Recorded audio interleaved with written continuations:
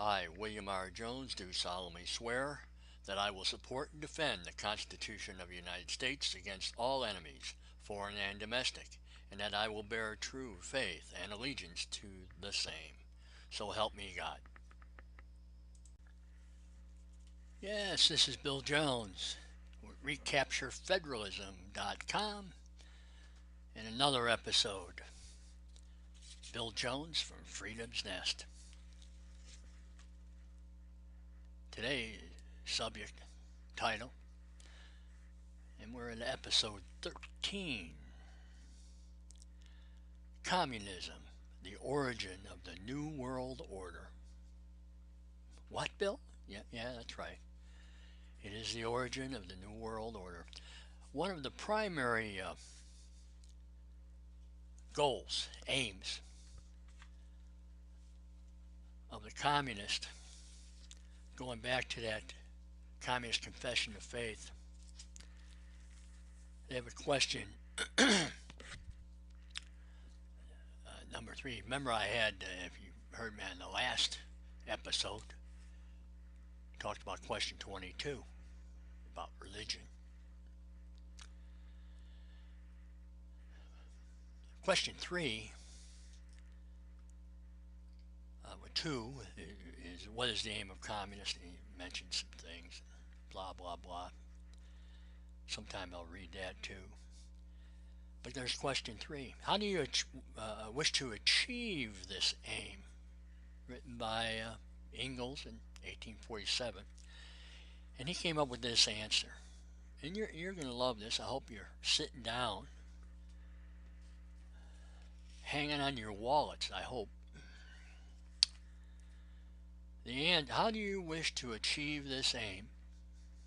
Answer: by the elimination of private property and its replacement by community of property. What did you say, Bill? Yeah, I said that. That's their primary aim. Do away with competition, do away with private property. Community property, community organizers. It's all part of that stuff. Oh yeah, where do you think that term community organizer came from? Yeah, from communism. And so is the elimination of private property. Talked about the titles, the New World Order. Well, Bill, you said the origin of that is communism. Yeah, we go now into the Communist Manifesto, page 47. Section 14, that question is, what will this new social order have to be like? Yeah, that originally the New World Order was a new social order back then.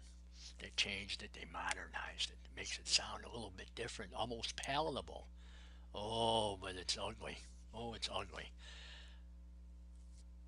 In my copies here, I write notes, highlight certain areas, because I just can't read it all. A lot of it makes you sick, and a lot of it's lies. That's what the communism is based upon. But I try to pull some of the truth out of what they say about themselves. 14. What will this new social order have to be like? And they blah blah blah about a couple of paragraphs, and then they come out with this short little paragraph. And again, I hope you're sitting and hanging on your wallet.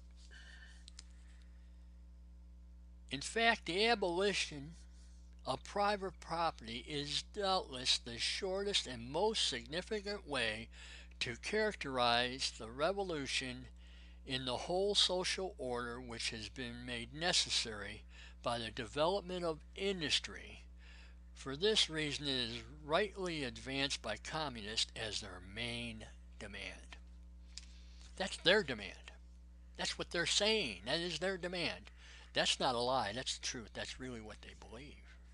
And I'll go a little bit further on that too. But that is the main demand. And of course, just like the politicians that we have nowadays who are pro-communist, they blame everybody else for all this chaos that they in fact generate. And they blame everybody else. Everybody. And Engels here, who's he blaming? The Industrial Revolution. It's all, oh man, it's the modern Industrial Revolution. It's their fault that we have to get rid of religion, that we have to get rid of private property. It's somebody else's fault. And of course, when they're going to get eliminated, stuff just doesn't disappear. When they replace the religion, they're replacing or displacing it. They're replacing it with communism as a religion, philosophy. And the property, what are they doing? They're making community property, but the people down at the lower levels, they only get tokens. The blocks of gold and silver is held by the elite, economic elite, and the politicians. I've said this before. In China, which is a communist country, 10 of the 12 richest men, billionaires, 10 of the 12 are party bosses. Well, the proletariat never gets theirs. They get that subsistence, which I'll talk about some other time, minimum wage and stuff like that. They go further on.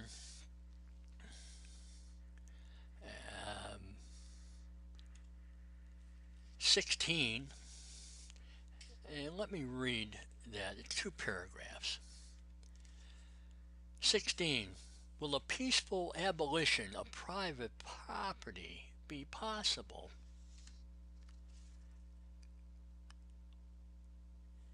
It would be desirable if this could happen, and I'm quoting, and the communists would certainly be the last to oppose it. Communists know only too well that all the conspiracies are not only useless, but even harmful. They know all too well that the revolutions are not made intentionally or arbitrarily, but that everywhere and always they have been necessary consequence of conditions which were wholly dependent of the will and the direction of individual parties and entire classes. Well, we're talking revolutions. Revolutions. Almost all revolutions are violent. We go into the next paragraph. But they also see that development of proletariat in nearly all civilized countries has been violently suppressed, and that in this way the opponents of communism have been working toward a revolution with all their strength.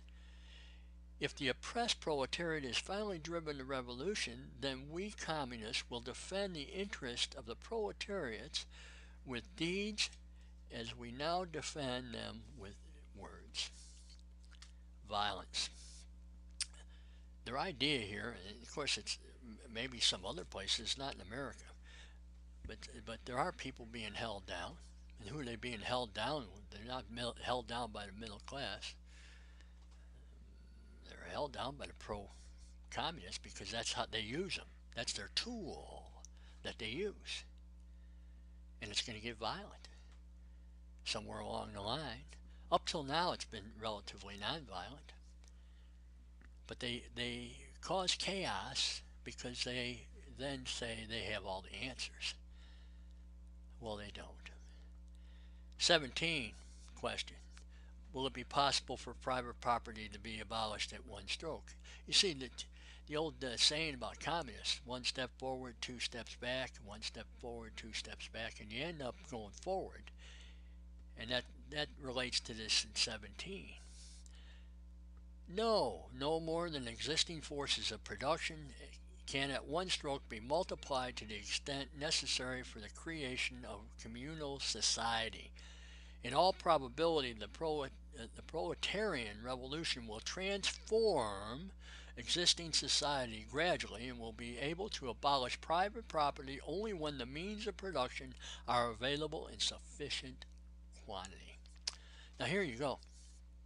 A little bit here, step there, That's what they've been doing, haven't they, for the last 100 years? It's really speeding up now, though, isn't it? I'm not going to continue on because 18, that's the crux. When I get to 18 and I start talking about question 18, I hope you're all sitting down then, hanging on to your bank accounts if you get a hold of them, and your wallets, and your house, and everything else, because that's the core of communism, what they've done and what they're intending to do and how they've done it. And I'm not going to get involved in that. I think that's enough damage for one day. But as you can see, this nation's in dire straits, and it's because of communism. Nobody talks about it. I feel like the lone voice out in the wilderness, and the people who should be talking about it, well, they're part of the economic elite. They will benefit one way or the other. But you look at the ones who are not veterans, Christians, common folk. They brainwash the Negro community. Look at all the problems they're having. All the problems with the NFL. All directly related to the brainwashing and the anti-Dr. Martin Luther King philosophy that's in that community.